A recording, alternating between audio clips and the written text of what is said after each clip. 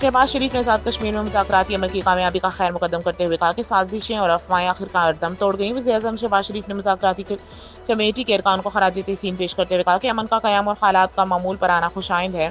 शहबाज शरीफ का कहना था कि साजिशें और अफवाहें आखिरकार दम तोड़ गईं, तमाम मामला खुश उसलूबी से हल हुए।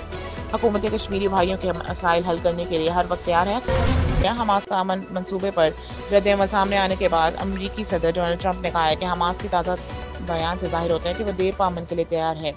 उन्होंने जोर दिया कि इसराइल को फौरी तौर पर गजा पर बमबारी रोक देनी चाहिए ताकि ये गमालिया को फौरी और महफूज तरीके से निकाला जा सके, क्योंकि मौजूदा सूरत हाल में ऐसा करना इंतहाई खतरनाक है। ट्रंप ने कहा कि इस वक्त मुज़ाकरात की तफसीलात पर बातचीत जारी है। ट्रंप ने कहा कि यह मामला सिर्फ गजा तक महदूद नहीं बल्कि पूरे मशरिक़ वस्ता में तवील अरसे से मतलूब अमन कायम करने का है। बांग्लादेश ने अफगानिस्तान को मुसलसल दूसरे T20 में शिकस्त देकर 3 मैचेस की सीरीज में 2-0 से फैसला कुन बरतरी हासिल कर ली। शारजा में खेले गए मैच में बांग्लादेश ने टॉस जीतकर अफगानिस्तान को पहले बैटिंग की दावत दी। अफगानिस्तान ने बैटिंग करते हुए मुकर्ररा 20 ओवर्स में 5 विकेट पर 147 रन बनाए। इब्राहिम ज़ादरान 38 और रहमानुल्लाह गुरबाज 30 रन बनाकर उमाया रहे। बांग्लादेश की जानिब से नसीम अहमद और रिशाद हुसैन ने 2-2 खिलाड़ियों को आउट किया। हुकूमती मुज़ाकराती कमेटी और अवामी एक्शन कमेटी के दरमियान मुआहिदा तय पा गया।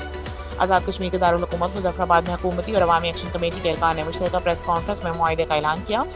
वज़ीर-ए-आज़म के मशीर और हुकूमती मुज़ाकराती कमेटी के रुकन राना सनाउल्लाह ने प्रेस कॉन्फ्रेंस करते हुए कहा कि यह मामला खुश उसलूबी से तय पा गया और अवामी एक्शन कमेटी के जायज़ मुतालबात मंजूर कर लिए।